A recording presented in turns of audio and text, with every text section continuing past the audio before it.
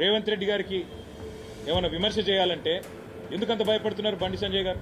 ఏం కాంది శీకుల భూముల విషయంలో కలిసి పనిచేసే వ్యవహారంలో ఏమైనా ఇబ్బంది కలుగుతుందన్నా?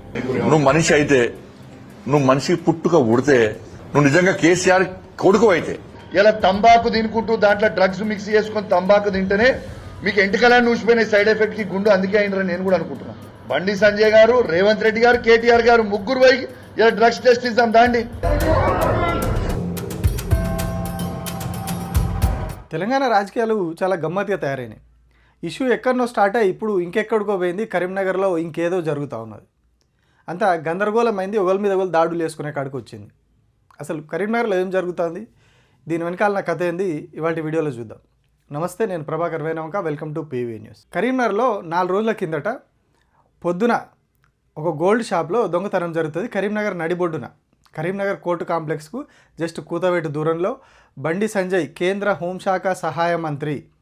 కేంద్ర హోంశాఖ సహాయ మంత్రి అంటే దేశంలో ఉన్న పోలీసులందరూ ఆయన శాఖ కిందనే వస్తారు.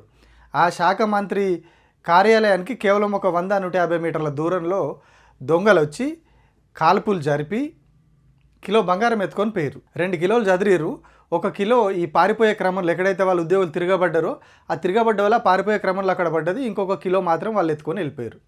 సో ఇది జరిగిన తర్వాత నెక్స్ట్ డే అక్కడికి కేటీఆర్ పోతాడు. కేటీఆర్ పోయి అసలు ఏం చేస్తూ ఉన్నారు, కేంద్ర హోంశాఖ సహాయ మంత్రి సొంత జిల్లాలో సొంత కాన్స్టిట్యున్సీ హెడ్ క్వార్టర్లో ఆయన ఆఫీస్కి కూతబెట్టి దూరంలో ఇట్లా జరుగుతుందంటే మరి ఏం చేస్తున్నాడు ఆయన అని చెప్పి ప్రశ్నిస్తాడు. అట్లనే రాష్ట్రంలో కూడా రాష్ట్ర ముఖ్యమంత్రి హోంశాఖ మంత్రిగా ఉన్నాడు. మరి ఈయన ఏం చేస్తున్నాడు, ఆయన ఏం చేస్తున్నాడు, ఇదేంది కథ అని చెప్పి ఆయన కొంచెం ఘాటుగా వ్యాఖ్యలు చేసిండు. ఇద్దరి మధ్యలో దోస్తానా ఉన్నది రేవంత్ రెడ్డికి బండి సంజయ్కి, భూముల వ్యవహారం అది ఇది ఉన్నది అని చెప్పి ఆయన రోజు మాట్లాడిపోయిండు. మొన్ననే కదా బండి సంజయ్ గారు కోట్ల రూపాయలు ఇక్కడ కరీంనగర్లో కుమ్మరించి చాలా కష్టపడి కార్పొరేషన్ ఎన్నికల్లో అత్యవసర మార్కులతో గెలిచారు. ఇప్పుడు ఏం ఎలక్షన్ ఉంది, మాకు ఏముంది రాజకీయం చేయడానికి? అయినా బండి సంజయ్ గారు మాట్లాడితే అందరు నవ్వుకుంటారు. ఆయనకు శివాలు తప్ప ఆయనకేం తెలుసు? ఆయన హోంశాఖ సహాయ మంత్రి. ఆయన విమర్శిస్తే రాష్ట్ర ప్రభుత్వాన్ని విమర్శించాలి. ఇది పరిపాలన వైఫల్యం. రాష్ట్ర హోంశాఖ మంత్రిని విమర్శించాలి. ఎందుకు బండి సంజయ్ గారి నోట్లోంచి పొరపాటును కూడా రేవంత్ రెడ్డి గారి గురించి ఒక్క మాట రాదు? ఎందుకు భయం? రేవంత్ రెడ్డి గారిని అనాలంటే, రేవంత్ రెడ్డి గారికి ఏమైనా విమర్శ చేయాలంటే ఎందుకంత భయపడుతున్నారు బండి సంజయ్ గారు? ఏం కాంది శీకుల భూముల విషయంలో కలిసి పనిచేసే వ్యవహారంలో ఏమైనా ఇబ్బంది కలుగుతుందన్నా? మాకు అన్నీ తెలుసు. టైం ప్రకారం అన్ని బయటకు వస్తాయి. ఎంత డీప్గా కనెక్షన్లు ఉన్నాయి, ఏం జరుగుతున్నాయి అన్ని బయటకు వస్తాయి. ఎవరికి సహాయంగా ఉంటున్నారు, సహాయ మంత్రి ఎవరికి సహాయంగా ఉంటున్నారు అన్ని బయటకు వస్తాయి. సో మరి బండి సంజయ్ అంత సైలెంట్గా ఉండే వ్యక్తి కాదు కదా. అట్లా ఆరోపణ వచ్చినప్పుడు ఈయన ఏం చేసిండు, ఈయన సాధారణంగానే ఆయన మాటలు ఎట్లుంటాయి మనకు తెలుసు, ప్రొవోకేటివ్ ఉంటాయి. ఆయన ఏం మాట్లాడినా కూడా రగిల్చేలాగానే ఉంటుంది తప్పితే చల్లార్చేలాగా ఉండదు. నువ్వు మనిషి అయితే, నువ్వు మనిషి పుట్టుక ఉడితే, నువ్వు నిజంగా కేసీఆర్ కొడుకు అయితే అవన్నీ బయటపెట్టు. లేకుంటే మనిషి కంటే హీనమైన బతుకొని నేను భావిస్తాను. నువ్వు మనిషి అయితే, మనిషి పుట్టుక ఉడితే, నేను డ్రగ్స్ తీసుకోకుండా మాట్లాడినా అని నువ్వు భావించుకుంటే నీకు 24 గంటల టైం ఇస్తున్నా, నువ్వు బయటపెట్టు. సో దీంతో కంప్లీట్ రాజకీయం అంతా కూడా ఇంకొక మలుపు తిరిగింది. దానికి కౌంటర్గా ఇవాళ పాడి కౌశిక్ రెడ్డి కరీంనగర్ గంగుల కమలాకర్ ఆఫీస్లో సేమ్ ఇది కూడా ఏదైతే ఘటన జరిగిందో, చోరీ జరిగిందో దానికి దాదాపుగా దగ్గరలోనే ఉంటుంది. కోర్టు కాంప్లెక్స్కు ఇది కూడా దగ్గరలోనే ఉంటుంది. సో అక్కడైనా ప్రెస్ మీట్ పెట్టిండు. గంగుల కమలాకర్ ఆఫీస్లో ప్రెస్ మీట్ పెట్టి కౌశిక్ రెడ్డి సవాల్ ఇస్తున్నాడు. నువ్వు చర్చకరా ఏ సబ్జెక్ట్ మీద వస్తావరా, నువ్వు తంబాకే కాదు డ్రగ్స్ తీసుకుంటున్నావు అది అని చెప్పి ఆయన కూడా కొంచెం సీరియస్ అలిగేషన్ చేసిండు. ఇలా మేము కూడా అనొచ్చు కదా బండి సంజయ్ గారు, ఇలా తంబాకు తినుకుంటూ దాంట్లో డ్రగ్స్ మిక్స్ చేసుకుని తంబాకు తింటేనే మీకు ఎంటికలని నూసిపోయిన సైడ్ ఎఫెక్ట్ కి గుండు అందుకే అయినరని నేను కూడా అనుకుంటున్నాను. మరి మీకు కూడా డ్రగ్స్ టెస్ట్ ఇవ్వాలి. ఇలా నేను సవాల్ విసురుతున్నావు భయ్, నువ్వు అన్నావు కదా డ్రగ్స్ అని కేటీఆర్ గారిని. రా, కేటీఆర్ గారు టెస్ట్కి రావడానికి సిద్ధంగా ఉన్నారు. టైం డేట్ ఫిక్స్ చేయి. ఇలా నువ్వు బండి సంజయ్ గారు, రేవంత్ రెడ్డి గారు, కేటీఆర్ గారు ముగ్గురు పోయి ఇలా డ్రగ్స్ టెస్ట్ ఇద్దాం దాండి. ఎవరు డ్రగ్స్ తీసుకుర్రో మేము మనకు తెలిసిపోతుంది కదా ప్రజలకి. సో ఆ ప్రెస్ మీట్ జరుగుతున్న క్రమంలోనే అక్కడికి బీజేపీ వాళ్ళంతా వచ్చి మొత్తం ఆయన వెహికల్స్, ఆఫీస్లో ఫర్నిచర్ అంతా కూడా పొట్టు చేశారు. ఇక దీని తర్వాత అక్కడికి వచ్చిన బీఆర్ఎస్ వాళ్ళు వచ్చి అక్కడ లొల్లి చేయడం, మళ్ళీ పోయి ఆ బీఆర్ఎస్ నాయకుల ఇళ్ళ మీద రాళ్ల దాడులు చేయడం. ఎవరైతే పావని గౌడ్ అక్కడ వచ్చి మాట్లాడారు, బీఆర్ఎస్ పార్టీ నాయకురాలు, ఆమె వచ్చి మాట్లాడితే పోయి ఆమె ఇల్లు మీద రాళ్ల దాడి చేయడం. ఇట్లా మొత్తం ఇదే నడుస్తూ ఉన్నది ఇప్పుడు కరీంనగర్లో. అటువైపు కేటీఆర్ క్వశ్చన్ చేసిండు, ఇంత నట్టనడి బొడ్డున నడి సిటీలో కేంద్ర హోంశాఖ సహాయ మంత్రి ఇంటి దగ్గర ఇంత పెద్ద చోరీ జరిగితే ఇప్పటికి 4 రోజులు అయింది. ఆయన పోయినప్పటికీ సెకండ్ డే. అప్పటికి కూడా ఇంకా పట్టుకోలేదు. ఆయన మధ్యాహ్నం తర్వాత ఏమో మాట్లాడిండు ఆ రోజు. అప్పటికి కూడా ఇంకా ఏ మానవాళ్ళు లేవు, ఏం లేవు. ఇప్పటికి 4 రోజులు అయింది. కేంద్ర హోంశాఖ సహాయ మంత్రి ఇక్కడనే ఉన్నాడు, రాష్ట్ర ముఖ్యమంత్రి, హోంమంత్రి. మరి ఇంతమంది ఉండి పోలీసులు ఏం చేస్తున్నారు? బీఆర్ఎస్ పార్టీ వాళ్ళ మీద సోషల్ మీడియాలో ప్రశ్నించే వాళ్ళ మీద కేసులు పెట్టుడు తప్ప దొంగలు పట్టుకుంటూ శాతం అయితే లేదా మీకు? గతంలో ఎంత మంచిగా పనిచేసి ఇప్పుడు ఎందుకు చేస్తలేరని ఆయన మాట్లాడిపోయిండు. సో ఇదంతా కూడా చోరీ చుట్టూ మొదలైనటువంటి రాజకీయం. ఆ దొంగతనం చేసిన వాళ్ళని పట్టుకోవాలి. కిలో బంగారం ఒక సిటీలో, కరీంనగర్ లాంటి ఒక బాగా డెవలప్ అవుతున్నటువంటి ఒక సిటీలో అక్కడి నుంచి పగలు కూడా కాదు, అసలు పొద్దున్నే షాప్ ఓపెన్ చేసిన కాసేపటికే వచ్చి అంత పెద్ద చోరీ జరిగి, కాల్పులు జరిగి, ఇంత పెద్ద ఇన్సిడెంట్ అయితే ఇప్పటి వరకు 4 రోజులు అయిపోయినా కూడా ఎవడు పట్టుకోలేదు దాన్ని. సో అది అసలు అంశం. దాన్ని పట్టుకోవాలి. అసలు పోలీసులు ఏం చేస్తున్నారు? కేంద్ర హోంశాఖ మంత్రి, సహాయ మంత్రిగా ఉన్నటువంటి బండి సంజయ్ మరే కేంద్రం నుంచి ఇంటెలిజెన్స్ల నుంచా ఇంకొక నుంచా ఏం ఆయనే దాన్ని అడ్జేస్తున్నాడు? ఎందుకంటే కరీంనగర్ ప్రజలందరూ కూడా ప్యానిక్ అవుతూ ఉన్నారు. ఇంత ఎర్లీ అవర్స్లో ఇట్లాంటి కరీంనగర్లో, ప్రశాంతంగా ఉండే కరీంనగర్లో అంత దొంగలు వచ్చి తుపాకులు పట్టుకొని వచ్చి కాల్పులు జరిపిర్రు.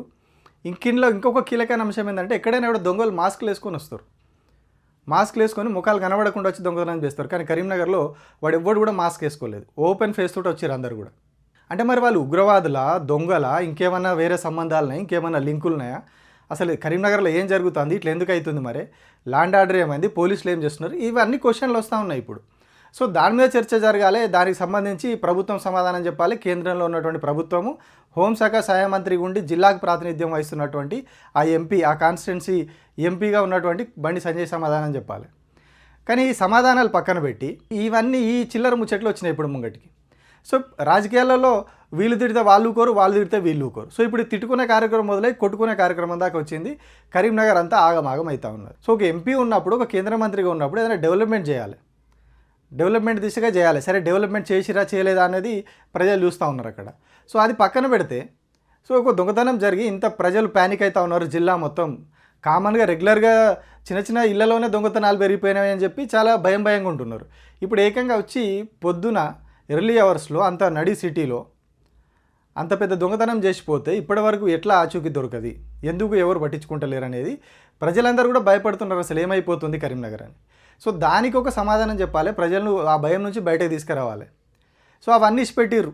రాష్ట్ర ప్రభుత్వం వదిలిపెట్టింది, కేంద్ర ప్రభుత్వంలో ఉన్నటువంటి బండి సంజయ్ వదిలిపెట్టేసి కేవలం ఈ ప్రతిపక్షం చేసినటువంటి విమర్శల మీద, కేటీఆర్ చేసినటువంటి విమర్శల మీద ఈ స్థాయిలో చేస్తూ ఉన్నాడు. బండి సంజయ్ ఒక్కడే కాదు, కాంగ్రెస్ వాళ్ళు కూడా అదే. అద్దంకి దయాకర్ కావచ్చు, మిగతా నాయకులు కావచ్చు. పాపం అద్దంకి దయాకర్ చదువుకున్న వ్యక్తి, డాక్టరేట్ వచ్చినటువంటి వ్యక్తి. అట్లాంటి వ్యక్తి కూడా ఆయన ఎంత గలీజ్ మాటలు మాట్లాడుతుండో మనం చూస్తున్నాం. సో ఇట్లా అసలు అంశం పక్కకు పోయి దొంగని పట్టుకోవాల్సింది పోయి ఇప్పుడు అంతా కూడా వీళ్ళు ఏం చేస్తున్నారని ప్రతిపక్షం ప్రశ్నించినందుకు కొట్టుకునేదాకా వచ్చింది కథ. అంటే ప్రజలు అర్థం చేసుకోవాలి, మన గురించి ఎవడు పనిచేస్తలేడు. మన గురించి మీకు సేఫ్టీ చూపిస్తాము, మీకు దొంగల్ని పట్టుకుంటాము, ఇబ్బంది లేకుండా చూస్తామని ఎవడు పనిచేస్తలేడు. ఎంతసేపు పొలిటికల్గా అది వాళ్ళు క్వశ్చన్ చేస్తే ఆ క్వశ్చన్కి వీళ్ళు ఆన్సర్ చెప్పాలి. మరి ఇంత పెద్ద దొంగతనం జరిగినప్పుడు సమాధానం చెప్పాలి. కానీ వాళ్ళు సమాధానం చెప్పకుండా బూతులతో ఎదురుదాడి మొదలుపెట్టారు. మరి వీళ్ళు ఊరుకుంటారు బీఆర్ఎస్ వాళ్ళు, వీళ్ళు కూడా సేమ్, వీళ్ళు సమాధానం ఇచ్చినట్టే వాళ్ళు కూడా సేమ్ అట్లనే సమాధానం ఇస్తూ ఉన్నారు. అటు కాంగ్రెస్, ఇటు బీజేపీ, ఇటు బీఆర్ఎస్, ఈ మూడింటి మధ్యలో ఇదే నడుస్తున్నది ఇప్పుడు. సో కేవలం వాళ్ళ వ్యక్తిగత అంశాలు, వ్యక్తిగత దానికోసం పాకులాడుతారు తప్పితే మరి ప్రజల సేఫ్టీ ఏమైంది, కరీంనగర్లో ఏం జరుగుతుంది, ఆ దొంగలు ఎట్లా వచ్చారు, వాటిని ఎట్లా పట్టుకోవాలి, దీని గురించి అంతా కూడా చర్చ పక్కదారి పట్టింది. ఇప్పుడు దానికి సమాధానం చెప్పాలి. కేంద్ర హోంశాఖ సహాయ మంత్రి ఉన్న వ్యక్తి సమాధానం చెప్పాలి. కానీ ఆ సమాధానం చెప్పకుండా ఈయన ఈ తిట్ల ముచ్చట ముంగటేసుకున్నాడు. అటు సేమ్ కాంగ్రెస్ పార్టీ కూడా అదే పని చేసింది. సో వ్యవహారం అంతా కూడా పక్కదారి పట్టింది. దొంగతనం వ్యవహారం పక్కకు పోయింది. ఇప్పటివరకు చిన్న క్లూ కూడా దొరకలేదు. ఏదో ఒక బండి దొరికిందన్నారు, మరి ఆ బండి కూడా వాళ్ళదా కదా తెలియదు. ఈ కేసు తవ్వుతా అంటే ఇంకా చాలా అంశాలు బయటపడుతున్నాయి. సో మరి ల్యాండ్ ఆర్డర్ ఎట్లుంది, ఏం జరుగుతుంది అనేది ప్రభుత్వం అవన్నీ కూడా పక్కకు పెట్టి అవన్నీ కూడా బయటకు రాకుండా ఇగో ఈ కథ ముంగటేసారు. వాళ్ళు క్వశ్చన్ చేస్తే ఆన్సర్ చెప్పాల్సింది పోయి బూతుల దాడి మొదలుపెట్టినాయి రెండు, రాష్ట్రంలో అధికారంలో ఉన్న పార్టీ, కేంద్రంలో అధికారంలో ఉన్న పార్టీ. సో మరి దీనివల్ల, ఈ బూతుల వల్ల, ఈ దాడుల వల్ల ప్రజలకు వచ్చే ఉపయోగం ఏంటిది, ప్రజలకు భరోసా వస్తుందా, ఇంకేమొస్తుంది అనేది వాళ్ళకే తెలియాలి. మరి ఇప్పుడు ఇంకో కొత్త పంత అందుకున్నది, ఒక పార్టీ మీద ఇంకో పార్టీ దాడి చేసుకోవడం, ఆఫీసుల మీదకి పోయి దాడి చేయడం, నాయకుల ఇళ్ళ మీదకి పోయి దాడులు చేయడం గతంలో కూడా జరిగినాయి ఇట్లనే. సో ఇప్పుడు మళ్ళీ ఈ కొత్త పంతాన్ని తీసుకొచ్చి దాన్ని ఇంకా ఉధృతంగా అమలు చేసే ప్రయత్నం చేస్తున్నారు తప్ప ప్రజల సేఫ్టీ గురించి వీళ్ళు పట్టించుకుంటలేరు. Thank you.